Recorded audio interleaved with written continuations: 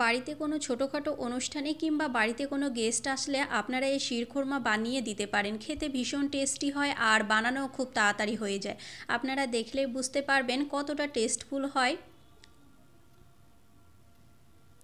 শিরখোরমা বানানোর জন্য আমি এখানে নিয়ে নেব 1 লিটার লিকুইড দুধ। আমি প্যাকেটের দুধটা ব্যবহার করেছি, আপনারা এমনি নর্মাল যে গরুর দুধটা হয় সেটাও নিতে পারেন।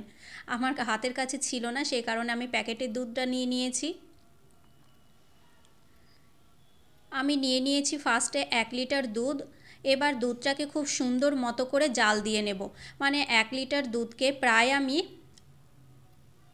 অর্ধেকটা মতো জাল দিয়ে নিতে হবে, কারণ দুধের ঘনত্বটা যত ভালো আসবে শিরখোরমা খেতে কিন্তু ততটাই ভালো লাগবে। এই দিকে দুধটা জাল হতে থাক আর আমি একটা প্যান নিয়েছি, প্যানের মধ্যে দিয়ে দেব এখানে প্রায় 3 থেকে 4 টেবিল চামচ কিন্তু আমি ঘি দিয়েছিলাম। ঘিটা যেহেতু জমে আছে সেই কারণে বোঝা যাচ্ছে না, তবে আমি 3 থেকে 4 টেবিল চামচ ঘি দিয়েছিলাম। ঘিয়ের মধ্যে দিয়ে দেব কিছুটা ড্রাই ফ্রুট, যেমন দিলাম পেস্তা বাদাম কুচানো, কাজু বাদাম কুচানো আর কিশমিশ, আর দিয়ে দেব এখানে আমি ড্রাই খেজুরটা নিয়েছি আর এমনি যে নর্মাল পাকা খেজুরটা হয় সেই খেজুরটা নিয়েছি, সেগুলোকে স্লাইস করে কেটে নিয়েছি। এবার গ্যাসের আঁচটা লো ফ্লেমে রেখে এটাকে 1 থেকে 1.5 মিনিট মতো ভেজে নিতে হবে। 1.5 মিনিট মতো ভেজে নিয়েছিলাম। সুন্দর একটা কালার না আসা পর্যন্ত খুব ভালো মতো ভেজে নেবেন আর গ্যাসের আঁচটা হাই ফ্লেম করে ভাজবেন না, তাহলে কিন্তু পোড়া লেগে যেতে পারে। খুব সুন্দর মতো করে দেখুন আমি ভেজে নিয়েছি। এবার তুলে নিয়েছি।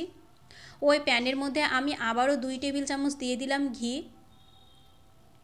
ঘিটা দিয়ে শিরখোরমার যে মূল উপকরণ সেটা হচ্ছে এইরকম লম্বা যে সেমাইটা পাওয়া যায় বাজারে বিক্রি করে, সেই সেমাইটাই নিয়ে নেবেন। আপনারা যে কোনো মুদি দোকান কিংবা সুপার মার্কেটে এই সেমাইটা পেয়ে যাবেন। এই সেমাইটার কিন্তু শিরখোরমাটা খুব ভালো হয়। এবার এই সেমাইটাকে আমি গ্যাসের আঁচটা মিডিয়াম ফ্লেমে রেখে খুব সুন্দর মতো করে ভেজে নেব। এখানে দিয়ে দিলাম এলাচ আর তেজপাতা।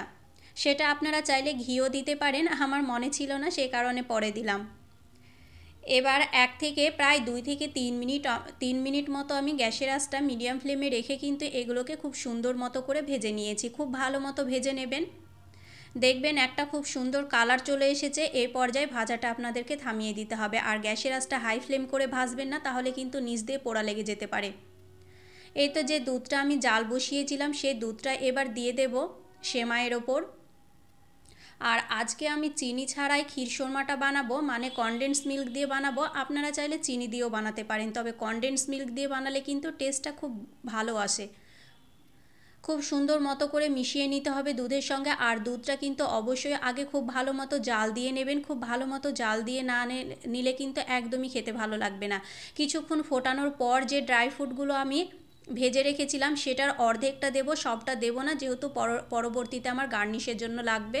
কিছুটা পরিমাণে দিয়ে দিলাম আর কিছুটা রেখে দিয়েছি। এবার সমস্ত কিছুকে খুব ভালো মতো মিশিয়ে নিয়ে আমি কিন্তু বেশ কিছুক্ষণ সময় নিয়ে জাল দিয়ে নিয়েছি। মানে সেমাইটাকে খুব ভালো মতো সেদ্ধ করে নিতে হবে আর খুব তাড়াতাড়ি কিন্তু সেদ্ধ হয়ে যায়। এই তো সেমাইটা আমার খুব ভালো মতো সেদ্ধ হয়ে গিয়েছে। এবার আমি দিয়ে দেব কনডেন্স মিল্ক। এখানে একটা ক্যান আমি পুরোটাই দিয়েছিলাম, যেহেতু আমি চিনিটা দেব না। আর আপনারা যদি চিনি দিতে চান তাহলে অর্ধেকটা কনডেন্স মিল্ক আর কিছুটা পরিমাণে চিনিও দিতে পারেন, কিংবা পুরোটা চিনি দিয়েও বানাতে পারেন হাতের কাছে যদি কনডেন্স মিল্ক না থাকে। তবে কনডেন্স মিল্ক দিয়ে বানালে কিন্তু টেস্টটা খুবই ভালো আসে। এবার কনডেন্স মিল্কটাকে খুব সুন্দর মতো করে এই তো সেমাইয়ের সঙ্গে মিশিয়ে নিতে হবে। গ্যাসের আঁচটা মিডিয়াম ফ্লেমে রেখে কিন্তু খুব সুন্দর মতো করে মিশিয়ে নিয়েছি। এবার 2 থেকে 3 মিনিট গ্যাসের আঁচটা মিডিয়াম ফ্লেমে রেখে জাল দিলে কিন্তু একদম শিরখোরমা রেডি হয়ে যাবে। দেখুন খুব সুন্দর মতো করে কিন্তু রেডি হয়ে গিয়েছে। আমি প্রায় 2 থেকে 3 মিনিট মতো জাল দিয়ে নিয়েছি আর কালারটা কত সুন্দর এসেছে, ঘনত্বটাও কিন্তু খুব ভালো মতো চলে এসেছে। আমার কিন্তু শিরখোরমা একদম রেডি হয়ে গিয়েছে। এবার এটাকে আমি অন্য পাত্রে একটা নিয়েছি। এটা ঠান্ডা হয়ে যাওয়ার পর কিন্তু খেতে খুবই ভালো লাগে। আর কিছুই না, যে ড্রাই ফ্রুটগুলো আমি ভেজে রেখেছিলাম সেগুলো ওপর দিয়ে একটু সাজিয়ে নেব।